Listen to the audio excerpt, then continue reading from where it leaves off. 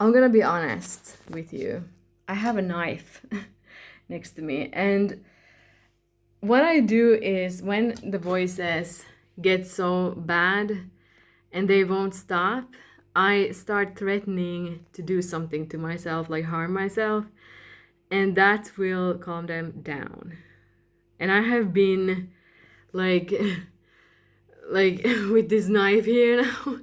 And I'm like really tired. I have been so much fighting against these voices here, and I'm a little bit concerned because it gets just worse and they are really 24/7. And I want you to understand that if I wouldn't have that medication, then I wouldn't be able to sleep at night. So I don't want to give them the power to saying this, but I'm still gonna say this. Don't open your third eye. Don't let it get open. Like my mother was right. It is really bad to have it open. Like you don't want it to be opened. Like this would not happen if I wouldn't have opened the third eye. So that is my go to like when things get really bad. And it's like a protection, and I want to talk about this here for a second. I strongly believe in that. I think I'm gonna go and take a shower like later or just skip that one place tomorrow because this is really a big problem. This is not just a small problem. Like I have seen this, I have struggled so long with these voices. Like people don't understand. Like so long I have been fighting them, and they are the reason for why I started on that medication. Like that escitalopram and different medications like olanzapine or olanzapine. How do you say it? How do you pronounce it? Um, and then other medication as well, like that you can take when things get bad. And like these temporary pills, like not this like that you are on every day, but some things you can take when things get bad. So I started using them when this started happening, these things.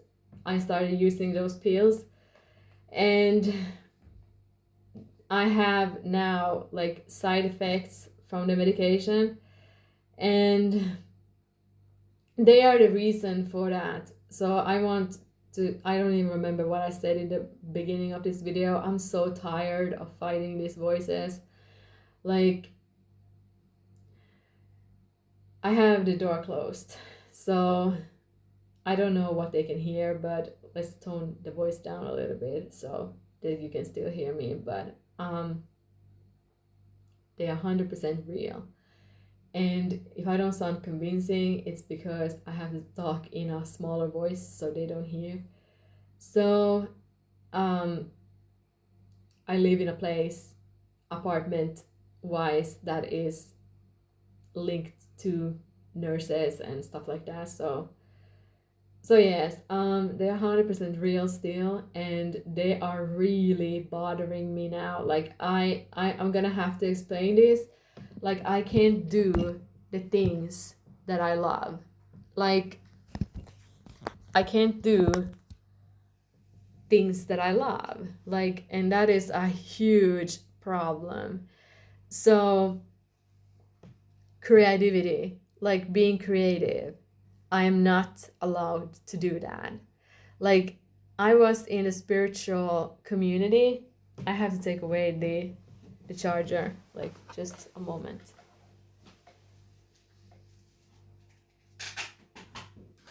This is really serious. Like this is really a big problem.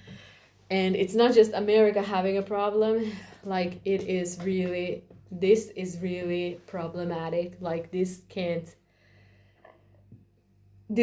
be real. So um so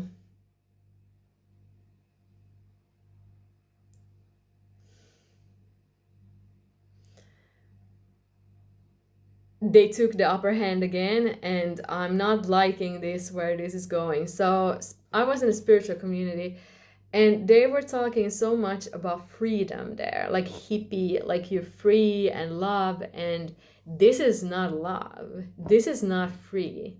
This is not freedom. This is force. This is a cult. I'm in a cult. This is so damaging to my brain. Like, this is so PTSD giving. Like, this is force. This is like I'm being forced to do stuff and in a certain way, and they are like literally like dominating me. Like, they are literally trying to force me to do ascension, and that is not right, and that is not normal. Like, so what is really going on? What do these voices want? They are spiritual, religious natured, and they want me to do ascension. And if I say this to a psychologist or therapist, they will freak out. Like, what? But they've heard everything. They have heard, people thinking they're Jesus and God. But so my voices want me to do ascension and want me to go to heaven. And as you can see, I'm not really so excited about that. That is not really a gift to me of some sort. This is a curse. Like, this feels like prison. This feels like force. And I just want to open your eyes to all the spiritual people out there. Like, I'm not gonna drop any names here, but to all those spiritual people out there, like this ascension stuff and all that, it's being done by force to me. And I did not understand that. So I was in a spiritual community for so long, and I come from a background. Let me explain. I come from anxiety. Like, I had so much anxiety when I was younger, and I also suffered from depression and that sort. But the anxiety, we're gonna focus on that. So I should have been on pills. Like, it was that bad. It was so hard for me to be in school because I had suffered from so strong anxiety. And I didn't take the medication because I knew that they have side effects and they can do things to you and your brain. And they, I think, gave me this overweight and the sexual dysfunction side effect and issues getting aroused, like that I have noticed with the medication, or after starting the medication. It wasn't before. So I mean, the weight I gained could also be like that it happened to happen while I was like starting the medication. But I think it was the medication that did it. And just like with the sexual dysfunction, like I think that was also the medication that did that.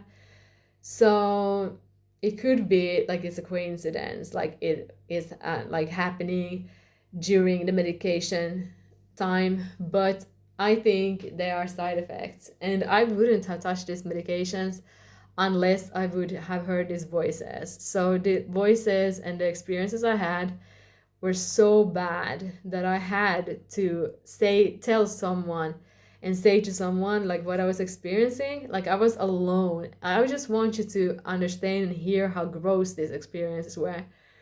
I was alone, living alone, young woman girl.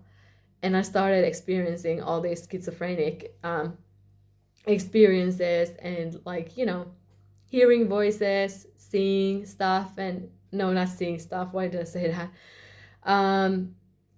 Hearing voices and experiencing stuff, I meant. So I was alone, and no one around me understood what I was experiencing because no one else was experiencing it. So I was really struggling with that, and I started hearing this telepathic, like, voices, and like connecting me to the environment around me. And it was so hard for me to clean my apartment. And I just come from a place like that, and I'm really alone as well. And I'm just so unlucky. Like, I can't win this life, but I'm still here, and I haven't taken my life, so I haven't done suicide, but like, I just want to open your eyes about how strong these experiences are. Like, they are a little bit more calm now, but they are like, so how I explain these voices, they are there, like, at the background, like they are far away from me, but I can hear them. So it's like a bully that stays in my mind, but they're not here sitting next to me. They are there at a distance somewhere, and they're like bullying me. So it's like so bad right now. So for some reason they get more intense at times, and I have noticed it for a long while. Like, I was not allowed to dance in certain ways. I was not allowed to sing certain lyrics, and like, I wasn't allowed to listen to some music.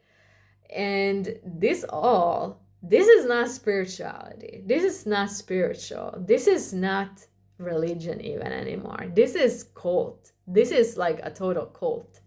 This is not fun. This is serious. Like, me like waving around with a knife, like that, how desperate I am. Like, this is not normal. Like, all this stuff is a cult. Like, it's like I'm like experiencing a cult. Like, my brain has like experienced a cult, and I want to get free from that. So back to my anxiety. This is really chaotic, this video, but we will let it be. So the anxiety in school made me feel like a prisoner of society. Like, in society, like in school, like I was a prisoner. I just wanted to be free somewhere. And I wanted to find love and that deep connection, and I didn't get that. And so I felt like a prisoner again, like, prisoner of my suffering. And and now this. And I thought, when I found the spiritual community, because it didn't happen right away. Like, my third eye didn't open, like,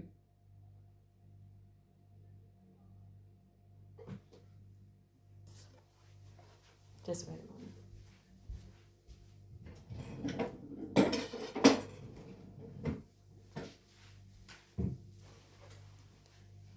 My third eye didn't open, like, right away, like, from starting this, like joining the spiritual community or being in the spiritual community. But it opened later. So I'm hearing a little bit like noises, like from outside my apartment. So I just have to be careful that the nurses don't come here. So yeah, I wasn't free, and then I found a spiritual community, and I thought, like, oh, this is the reason for why I suffered so much in school. Like, I needed like freedom, like I needed, like, nature, and I needed like the spiritual community. Like, it felt like a savior to me. Like even Melanie Tonia Evans, or what was her name?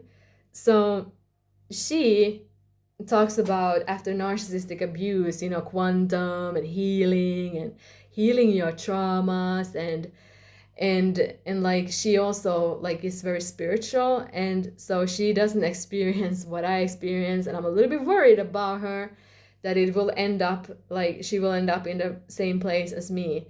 So you think it's free, you think it's like you think the spiritual community is free, but it is a cult. Like, it is like a cult. It's definitely, you're not free. I'm so jealous of Beyonce. Like, she's able to do all that stuff and sing, and I'm not, because I'm in a cult, and the cult rules are against it. So and before someone like starts like wondering, like, it's not literally a cult, but it is like a cult. So I'm not in a literal cult, but it's like a cult-ish thing. So So yes, I got it out. I have to a little bit quiet myself now, so they don't wonder like why I'm talking like so loud. Um, so because you can hear from the apartments out there to the hallway. So this was a really chaotic video, but it is what it is. I'm like so tired. I have been fighting so long now with these voices, and I'm so sorry. I'm so sorry. Like someone might be like, "Wow, girl, wow, woman, like you got gifts and you got talents. Like are you psychic or?" No, I don't do that stuff. I don't do it. Like, it's not for me. I don't like it at all. Like I had told about it before and I'm going to say it again.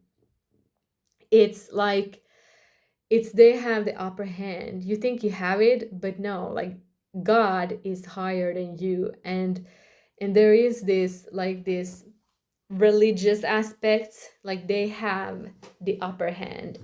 And when you are being a schizophrenic patient, that's when you realize like you should never have opened yourself to that stuff. Like, so I'm not gonna do it. Like I'm not gonna be a psychic. I'm not gonna do that stuff. I have thanked no. And I will suffer the consequences. I don't care. But I'm gonna do what I want to do. And I'm gonna do what I love to do.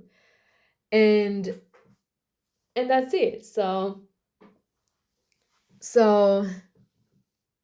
it's gonna be tough, it's gonna be difficult, but it's the only way.